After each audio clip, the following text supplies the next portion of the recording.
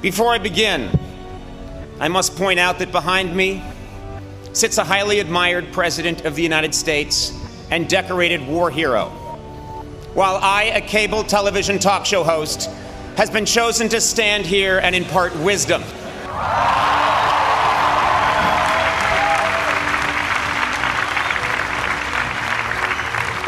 Today, you have achieved something special, something only 92% of Americans your age will ever know: a college diploma. That's right, with your college diploma, you now have a crushing advantage over 8% of the workforce. I'm talking about dropout losers like Bill Gates, Steve Jobs, and Mark Zuckerberg. Incidentally, speaking of Mr. Zuckerberg, only at Harvard would someone have to invent a massive social network just to talk with someone in the next room.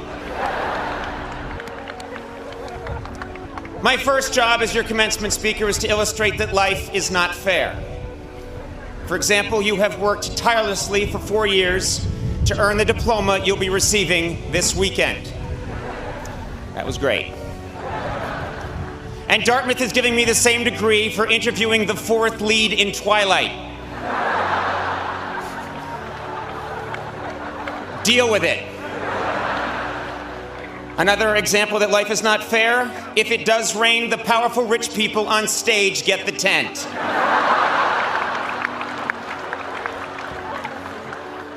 Deal with it. I would like to thank President Kim for inviting me here today. After my phone call with President Kim, I decided to find out a little bit about the man. He goes by President Kim and Dr. Kim. To his friends, he's Jim Kim, J to the K, Special K, J.K. Rowling, the Just Kidding Kimster, and most puzzling, Stinky Pete.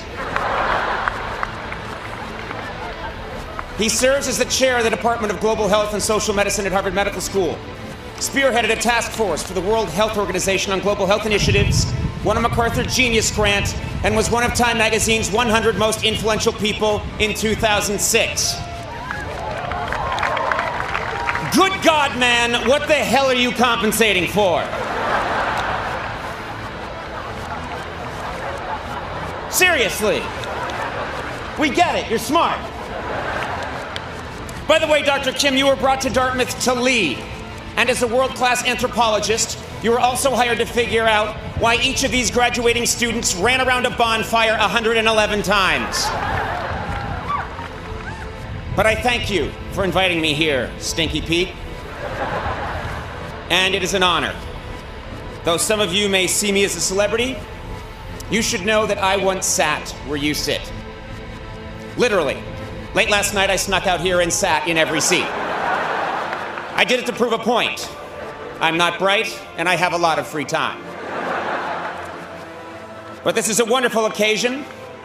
It's great to be here in New Hampshire, where I am getting an honorary degree and all the legal fireworks I can fit in the trunk of my car. You know, New Hampshire's such a special place.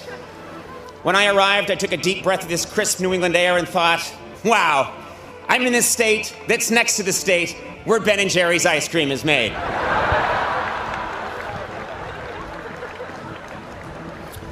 But don't get me wrong, I take my task today very seriously.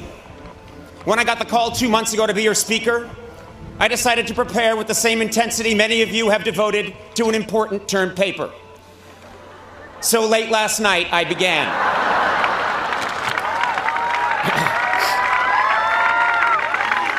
I drank 2 cans of Red Bull, snorted some Adderall, played a few hours of Call of Duty, and then opened my browser.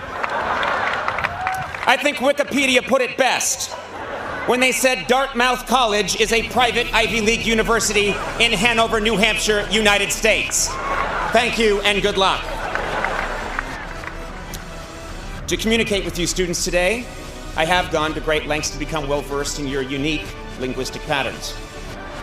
In fact, just this morning, I left Baker Berry with my Trippy Barry to eat a Billy Bob at the Bima when my Flitz to Francesca was blitzjacked by some D-bag on his FSP.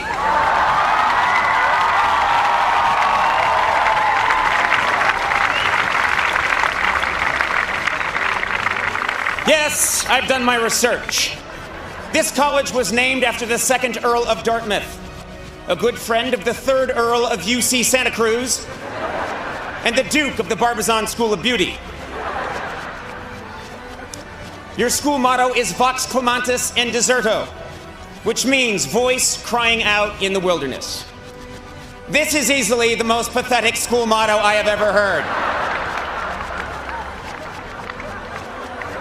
Apparently, it narrowly beat out silently weeping in thick shrub and whimpering in moist sleeve without pants. Your school color is green.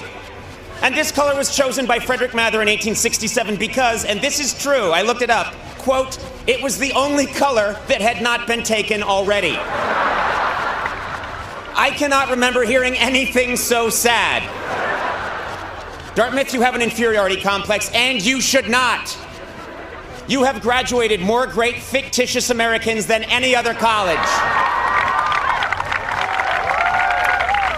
Meredith Grey of Grey's Anatomy. Pete Campbell from Mad Men. Michael Corleone from The Godfather. In fact, I look forward to next year's valedictory address by your esteemed classmate, Count Chocula. Of course, your greatest fictitious graduate is Treasury Secretary Timothy Geithner. Man, can you imagine if a real Treasury Secretary made those kinds of decisions?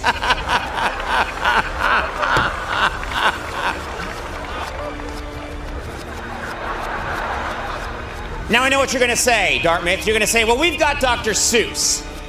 Well, guess what? We're all tired of hearing about Dr. Seuss. Face it, the man rhymed fafloozle with sasnoozle. In the literary community, that's called cheating. Your insecurity is so great, Dartmouth, that you don't even think you deserve a real podium.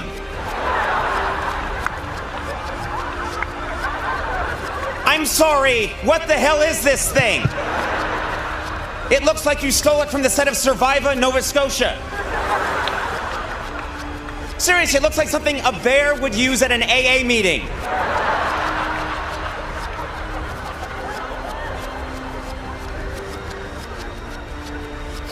No, Dartmouth, you must stand tall. Raise your heads high and feel proud.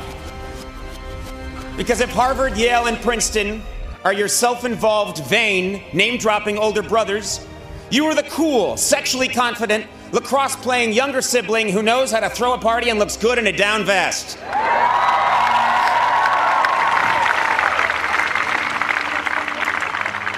Brown, of course, is your lesbian sister who never leaves her room.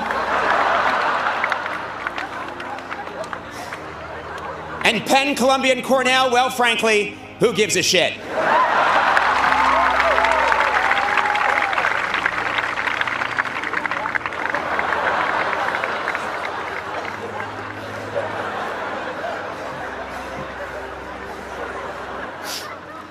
Yes, I've always had a special bond with this school. In fact, this is my 2nd time coming here.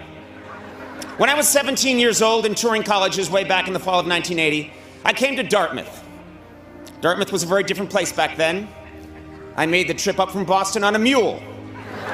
After asking the blacksmith in West Leb for directions, I came to this beautiful campus. No dormitories had been built yet, so I stayed with a family of fur traders in White River Junction. It snowed heavily during my visit, and I was trapped here for 4 months. I was forced to eat the mule, who a week earlier had been forced to eat the fur traders. Still, I loved Dartmouth, and I vowed to return. But fate dealt a heavy blow.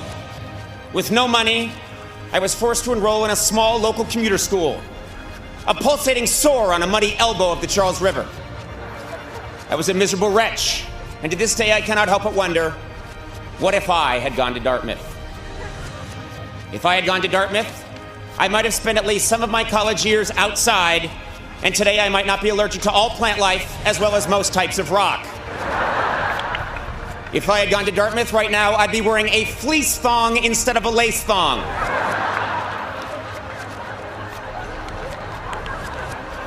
If I had gone to Dartmouth, I still wouldn't know the second verse to Dear Old Dartmouth. Face it, none of you do, you all mumble that part. If I had gone to Dartmouth, I'd have a liver the size and consistency of a beanbag chair. Finally, if I had gone to Dartmouth today, I'd be getting an honorary degree at Harvard. Imagine how awesome that would be.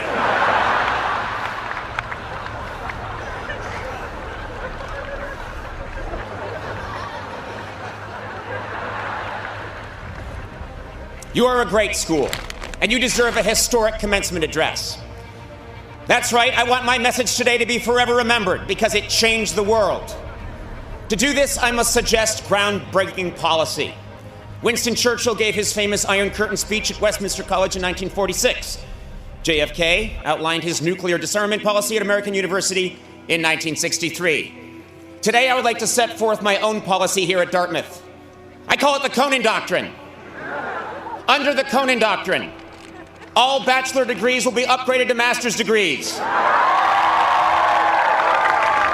All master's degrees will be upgraded to PhDs. And all MBA students will be immediately transferred to a white-collar prison.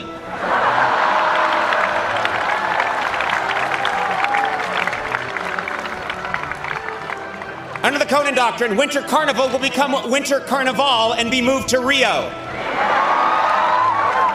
Clothing will be optional, all expenses paid by the Alumni Association. Your nickname, the Big Green, will be changed to something more kick-ass, like the Jade Blade, the Seafoam Avenger, or simply Limezilla. The D-plan and quarter system will finally be updated to the 1/64th system. Semesters will last 3 days. Students will be encouraged to take 48 semesters off. They must, however, be on campus during their sophomore 4th of July. Under the Conan Doctrine, I will reinstate tube stock. And I will punish those who tried to replace it with field stock. Rafting and beer are a much better combination than a field and a beer. I happen to know that in 2 years they were going to downgrade field stock to desk stock. 7 hours of fun sitting quietly at your desk. Don't let those bastards do it. And finally, under the Conan Doctrine, all commencement speakers who shamelessly pander with cheap inside references designed to get childish applause will be forced to apologize to the greatest graduating class in the history of the world, Dartmouth class of 2011 rolls!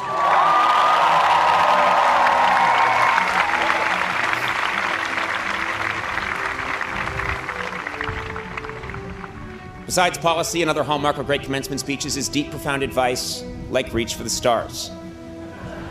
Well, today, I'm not going to waste your time with empty cliches.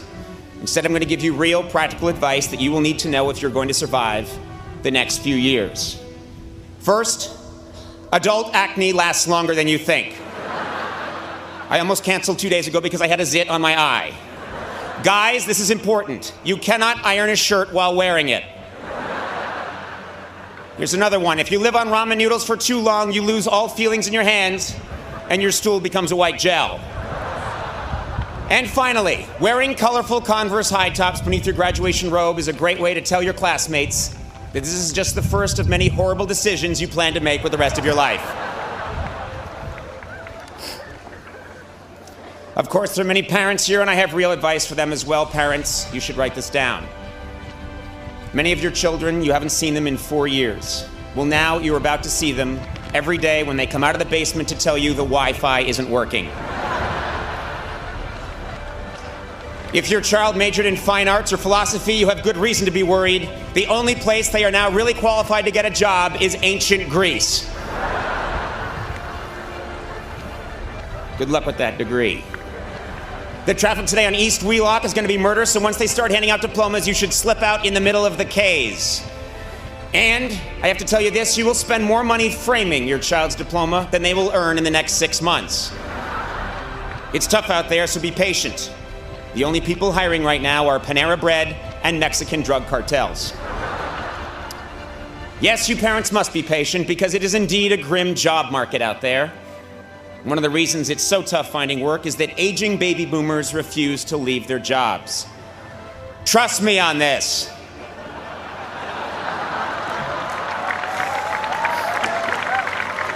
Even when they promise you for 5 years they are going to leave and say it on television, I mean, you can go on YouTube right now and watch the guy do it.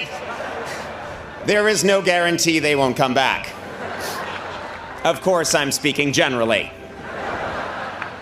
But enough, this is not a time for grim prognostications or negativity. No, I came here today because, believe it or not, I actually do have something real to tell you. 11 years ago, I gave an address to a graduating class at Harvard. I have not spoken at a graduation since because I thought I had nothing left to say. But then 2010 came. And now I'm here 3,000 miles from my home because I learned a hard but profound lesson last year, and I'd like to share it with you. In 2000, I told graduates, don't be afraid to fail. Well, now I'm here to tell you that though you should not fear failure, you should do your very best to avoid it.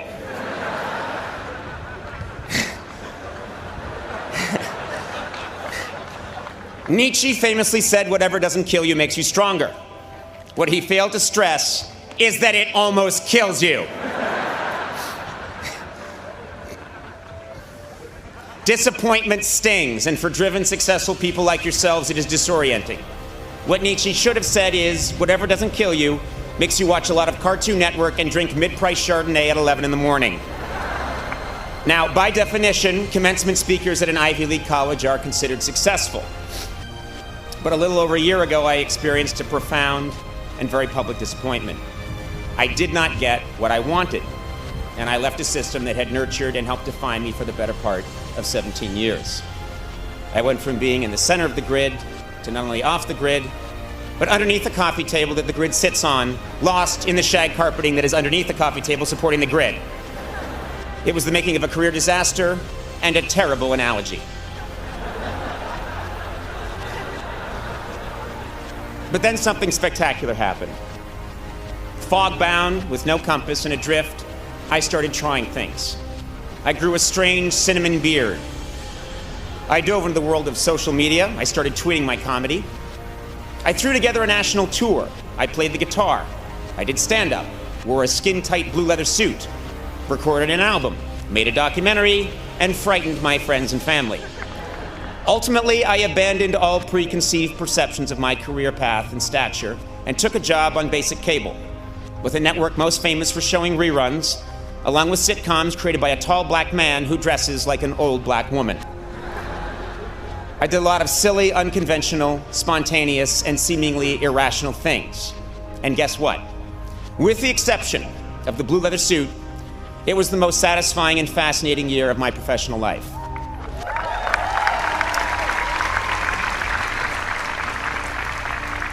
To this day, I still don't understand exactly what happened, but I have never had more fun, been more challenged, and this is important, had more conviction about what I was doing. How could this be true? Well, it's simple. There are few things more liberating in this life than having your worst fear realized. I went to college with many people who prided themselves on knowing exactly who they were and exactly where they were going. At Harvard, 5 different guys in my class told me they would one day be president of the United States. 4 of them were later killed in motel shootouts. The other ones briefly hosted Blue's Clues before dying senselessly in yet another motel shootout. Your path at 22 will not necessarily be your path at 32 or 42. One's dream is constantly evolving, rising and falling, changing course. This happens in every job, but because I have worked in comedy for 25 years, I can probably speak best about my own profession. Way back in the 1940s, there was a very, very funny man named Jack Benny. He was a giant star, easily one of the greatest comedians of his generation. And a much younger man named Johnny Carson wanted very much to be Jack Benny. In some ways he was, but in many ways he wasn't. He emulated Jack Benny, but his own quirks and mannerisms, along with the changing medium, pulled him in a different direction.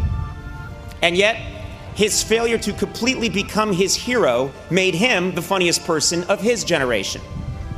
David Letterman wanted to be Johnny Carson, and was not. And as a result, my generation of comedians wanted to be David Letterman. And none of us are. My peers and I have all missed that mark in 1,000 different ways. But the point is this: it is our failure to become our perceived ideal that ultimately defines us and makes us unique.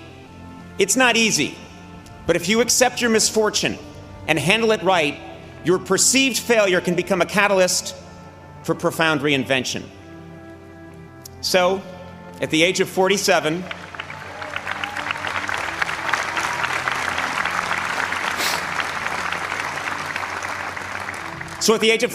after 25 years of obsessively pursuing my dream, that dream changed. For decades in show business, the ultimate goal of every comedian was to host The Tonight Show. It was the holy grail. And like many people, I thought that achieving that goal would define me as successful. But that is not true. No specific job or career goal defines me, and it should not define you. In 2000, I told graduates to not be afraid to fail, and I still believe that. But today I tell you that whether you fear it or not, disappointment will come. The beauty is that through disappointment you can gain clarity, and with clarity comes conviction and true originality.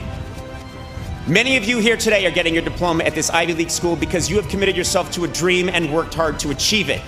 And there is no greater cliche in a commencement address than follow your dream. Well, I'm here to tell you that whatever you think your dream is now, it will probably change, and that's okay. 4 years ago, many of you had a specific vision of what your college experience was going to be and who you were going to become. And I bet today most of you would admit that your time here was very different from what you imagined. Your roommates changed, your major changed. For some of you, your sexual orientation changed. I bet some of you have changed your sexual orientation since I began this speech. I know I have. But through the good, and especially the bad, the person you are now is someone you could never have conjured in the fall of 2007. I've told you many things today, most of it foolish, but some of it true. I'd like to end my address by breaking a taboo and quoting myself from 17 months ago. At the end of my final program with NBC, just before signing off, I said, "Work hard, be kind, and amazing things will happen." Today, receiving this honor and speaking to the Dartmouth class of 2011 from behind a tree trunk, I have never believed that more. Thank you.